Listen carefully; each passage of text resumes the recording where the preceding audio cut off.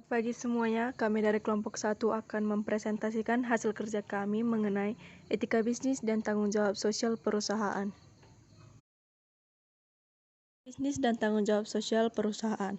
Pengertian etika bisnis. Etika bisnis adalah cara untuk berbisnis dan meliputi semua bagian yang berhubungan dengan perusahaan, masyarakat, dan individu. Peran dari etika bisnis pada sebuah perusahaan adalah untuk membentuk perilaku karyawan dan pimpinan agar hubungan antara karyawan, perusahaan, dan berbagai pihak internal dan eksternal lain tetap sehat. Lebihnya lagi, etika bisnis juga dapat dijadikan pedoman dan standar bagi karyawan dan manajemen untuk mengerjakan tugas keseharian dengan landasan sikap yang profesional, transparansi penuh, dan bermoral baik. Etika bisnis dan prinsip etika bisnis. Yang pertama, tujuan etika bisnis. 1. Meningkatkan kesadaran moral, sehingga pebisnis bukan saja memikirkan keuntungan dan kegiatan operasional, tapi juga nilai dan sikap yang harus dimiliki. Dengan adanya cara ini, maka perselisihan dapat dihindarkan. 2. Membuat batasan-batasan bagi para pelaku bisnis merupakan etika yang harus dimiliki. Pembatasan inilah yang membuat bisnis dapat berjalan sesuai standar dan menghindari kecurangan. 3. Membuat batasan-batasan bagi para pelaku bisnis merupakan etika yang harus dimiliki. Pembatasan inilah yang membuat bisnis dapat berjalan sesuai standar dan menghindari kecurangan. 4. Memberikan motivasi kepada pelaku bisnis untuk meningkatkan kemampuan, karena adanya standar yang sudah berlaku dan harus dipatuhi oleh seluruh pebisnis. Yang kedua, prinsip etika bisnis. 1. Prinsip kejujuran, yaitu kejujuran dalam hal ini bukan saja soal harga barang yang ditawarkan, tapi juga mencakup kegiatan yang berkualitas tinggi dengan harga yang masuk akal. Nantinya dengan kejujuran maka akan menimbulkan loyalitas konsumen. 2. Prinsip integritas moral, yaitu menjaga nama baik perusahaan merupakan suatu kewajiban, bukan saja bicara soal pencitraan, tapi juga kepercayaan. Dalam hal ini, semua pihak baik pemilik, karyawan, harus tetap menerapkan prinsip integritas moral ini. 3. Prinsip kesetiaan, yaitu selalu berkaitan dengan proses dalam sebuah bisnis, mulai dari atas maupun bawah. Kesetiaan dan keseriusan menjadi tolak ukur dalam bekerja, tapi jangan lupa juga untuk menjalankan visi dan misi perusahaan. 4. Prinsip otonomi, yaitu terkait dengan kemampuan dan sikap dalam pengambilan keputusan dan tindakan yang tepat. Selain itu, bijaksana dalam mempertimbangkan juga penting. Terkait hal itu tentunya juga tidak terlepas dari aturan, tuntutan, situasi, dan jenis bisnis. 5. Prinsip keadilan, yaitu merujuk kepada setiap pihak yang terlibat, di mana semuanya harus mengkontribusi untuk mendukung keberhasilan bisnis secara langsung maupun tidak. Prinsip ini juga termasuk dalam hubungan internal maupun hubungan eksternal. 6. Prinsip saling menguntungkan, yaitu harus dapat memberikan manfaat bagi semua pihak dan tidak ada pihak yang merasa dirugikan. Prinsip inilah yang akan mengakomodasi sifat. Baik, saya akan melanjutkan penjelasan dari teman saya, yaitu contoh etika dalam berbisnis. 1. Mengingat nama. Membuat orang agar merasa lebih dihargai dan nyaman saat bekerja dengan Anda. Selain itu, mengingat nama dapat meningkatkan tingkat kenyamanan serta membuat hubungan lebih akrab sejak pertama kali. Mengingat nama juga sangat penting untuk hubungan baru, karena nama erat dengan identitas dan individualitas seseorang. Meskipun terlihat sederhana, langkah ini dapat membuat orang tersebut merasakan interaksi yang dilakukan mereka dan akan terasa lebih substansial dan konkret, karena merasa diakui dan merupakan faktor penting bagi banyak orang. 2. Membuat sikap tubuh yang baik. Berdiri saat berkenalan merupakan salah satu etika yang harus Anda ketahui, karena dengan menunjukkan hal ini, maka seseorang akan merasa diperlakukan dengan baik. Namun Anda juga bisa membungkuk untuk menunjukkan sikap positif terhadap orang lain. 3. Mengucapkan terima kasih.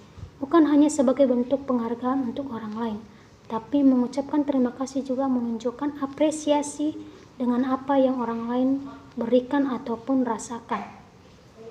Namun lebih dari itu, rasa berterima kasih juga meningkatkan kebahagiaan jika dikatakan dengan tulus. B. Hal-hal yang mempengaruhi keputusan bisnis.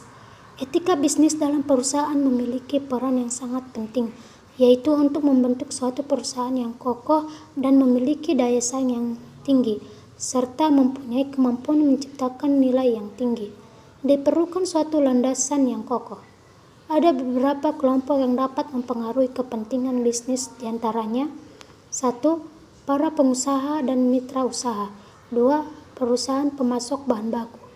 3. Organisasi pekerja yang mewakili pekerja. 4. Pemerintah yang mengatur kelancaran aktivitas usaha. 5. Bank penyandang dana perusahaan. 6. Investor penanam modal. 7. Masyarakat umum yang melayani. 8. Pelanggan yang membeli produk. C. Manfaat etika bisnis. Adapun manfaat perusahaan berperilaku etis adalah 1. Perusahaan yang etis dan memiliki tanggung jawab sosial mendapatkan rasa hormat dari stakeholder. 2. Kerangka yang kokoh memandu manajer dan karyawan perusahaan sewaktu berhadapan dengan rumitnya pekerjaan dan tantangan jaringan kerja yang semakin kompleks. 3. Suatu perusahaan akan terhindar dari seluruh pengaruh yang merusak berkaitan dengan reputasi. 4. Banyak perusahaan yang menerapkan perilaku etis dan tanggung jawab sosial dapat menambah uang dalam bisnis mereka. D. Tanggung jawab sosial perusahaan atau CSR. Tanggung jawab sosial perusahaan atau CSR merupakan salah satu bagian dari strategi bisnis perusahaan dalam jangka panjang. Tanggung jawab sosial atau korporasi social responsibility atau CSR adalah suatu konsep bahwa organisasi, khususnya perusahaan, adalah memiliki suatu tanggung jawab terhadap konsumen, karyawan, pemegang saham, komunitas, dan lingkungan dalam segala aspek operasional perusahaan, seperti terhadap masalah-masalah yang berdampak pada lingkungan seperti polusi, limbah, keamanan produk, dan tenaga kerja. CSR tidak hanya terbatas pada konsep pemberian bantuan dana kepada lingkungan sosial, namun juga bagaimana perusahaan memperlakukan karyawannya dengan tidak diskriminatif, menjaga hubungan baik dengan pemasok. Macam-macam tanggung jawab sosial perusahaan. Griffin dan Ebert menyatakan tanggung jawab sosial adalah usaha suatu bisnis untuk menyeimbangkan komitmennya terhadap kelompok dan individu dalam lingkungannya, termasuk konsumen, bisnis lain atau pesaing, karyawan, dan investor. Sedangkan Bond dan Kurtz menyatakan tanggung jawab sosial merupakan penerimaan manajemen terhadap kewajiban untuk mempertimbangkan laba, kepuasan pelanggan, dan kesejahteraan sosial sebagai nilai sepadan dalam mengevaluasi kinerja perusahaan. Dapat disimpulkan tanggung jawab sosial lebih berkaitan dengan cara suatu bisnis bertindak terhadap kelompok dan pribadi lainnya dalam lingkungan sosialnya. Pada kenyataannya, tanggung jawab sosial lebih merupakan suatu usaha untuk mengimbangi komitmen yang berbeda. Misal, untuk bertindak secara bertanggung jawab terhadap investor, perusahaan perlu memaksimalkan profitnya.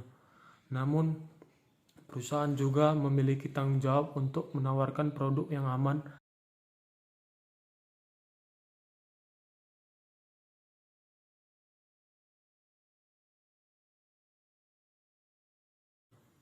Pendekatan terhadap tanggung jawab sosial dibagi beberapa bagian, yaitu A. Obstructionist stance, B. Defensive stance, C. Accommodative stance, D. Proactive stance. Oke. Selanjutnya baca ke state 8. Itu pendekatan terhadap tanggung jawab sosial. Ada yang pertama tuh ada obstructionist stance. Itu tuh pendekatan terhadap tanggung jawab sosial meliputi melakukan seminimal mungkin dan mungkin meliputi usaha untuk mengingkari atau menutupi pelanggaran. Yang kedua ada defensive stance. Itu tuh ada pendekatan terhadap tanggung jawab sosial yang mana suatu perusahaan memenuhi hanya kebutuhan legal minimum dalam komitmennya terhadap kelompok dan individu dalam lingkungan sosialnya. Yang ketiga itu ada accommodative stance.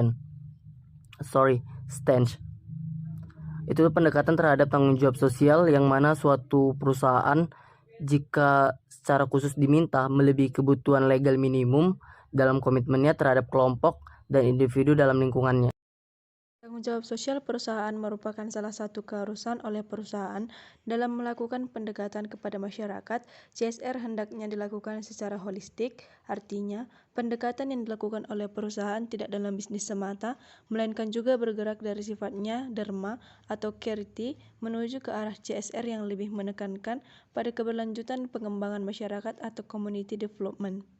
Intinya, bagaimana dengan CSR tersebut masyarakat menjadi berdaya baik secara ekonomi, sosial, dan budaya secara berkelanjutan atau sustainability, sehingga perusahaan juga dapat terus berkembang secara berkelanjutan.